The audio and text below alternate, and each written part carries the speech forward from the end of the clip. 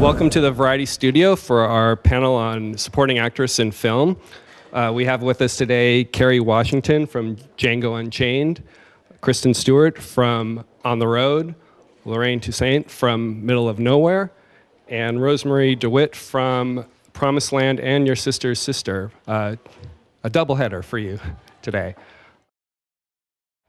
Kristen, can you talk about On the Road in your role?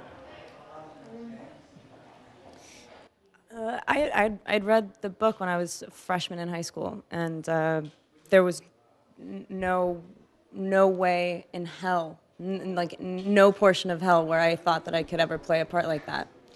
And I would have done anything on the movie. I would have done craft service on the movie. So when I got the part, I did a really irresponsible thing, which was take a role that you really don't think that you can play. And she. Only in that she does sort of she represents one of those people that you want to like just run after, and she really lets her face hang out, and considering she's a girl in a book that you're not always too with what's going on in her heart and in her mind. Really, she's on the sort of outskirts of the story. It was difficult for me to just think like there were so many dots for me to connect before it made sense for me to play a girl that was so completely exuberantly, outwardly all the time, just generously giving herself. And but at the same time, I think the only reason that you identify with, the only reason you're drawn to things is because even if those aspects are really buried deep, they are there somewhere. And this thing, more than anything I've ever done in my life, like shook me up and was like, bring it out now. And yeah, so that was fun. Was there anything about the character that sort of was different, playing it in the movie, that was different from the image of the character you had in the book? I think getting to know the woman behind the character kind of changed things for everyone. I mean, we were all playing very, very real people that we kind of became. We were sort of allowed to, or like brought into their families almost. So like suddenly it becomes the most. I mean, you have personal pressures. You love the book. You can either kill that character dead on the page or not. But in this case, it was more than that. It was like every time we could literally look up and be like, "Okay, I got it. I got you," and that was different. I didn't really know that we were going to have that we were going to be privy to as much as we were. Kristen, I mean, you talked about sort of this almost lifelong love for the book. What were the themes that interested you from the book that really drew you in? Well, I think, I mean, the times that I'm like mostly nostalgic for are times that I haven't lived in. And so that was the initial. I mean, it was probably the first.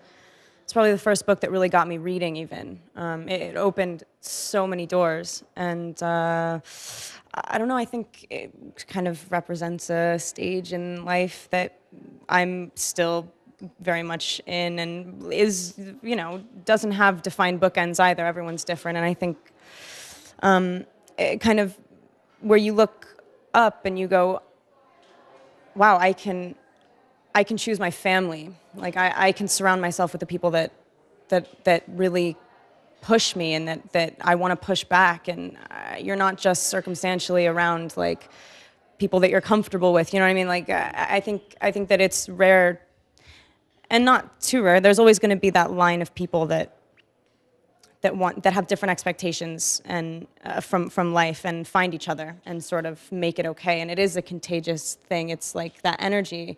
I feel the same thing on a movie set is when you find it's flammable, when you're just like, you can love something together more than you can by yourself. Like you could be in your bedroom finding something kind of funny, giggle maybe, but then if you're with your friend, you could be like laughing hysterically at it.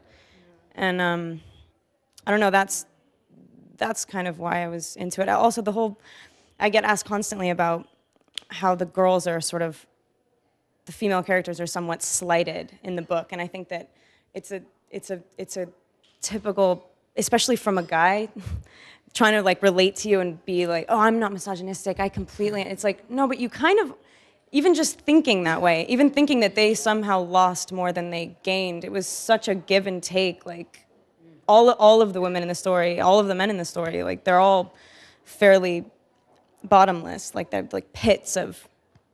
They didn't. Yeah, basically, I was into the communal. Like I have to find people like that in my life. You know. Yeah. So at the end of the day, what do you think that character is yearning for? I mean, is she thinking long term, or is she just trying to get through the moments? And what is she? I mean, what's she trying to get to? She had actually. That's what I was saying. I was saying like I had to connect a lot of dots before it made sense to me to play somebody so sort of like limitless and also seemingly sort of like. I mean, obviously transient, but also transient, like sort of able to live so many lives and not have them sort of interrupt each other.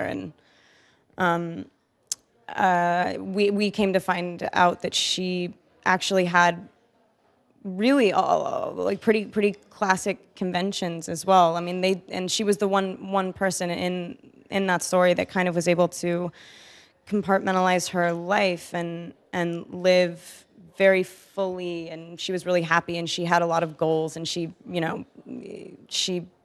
accomplished so much in her life that it's funny that that's where she started, and it's a sliver of that story. You know, it's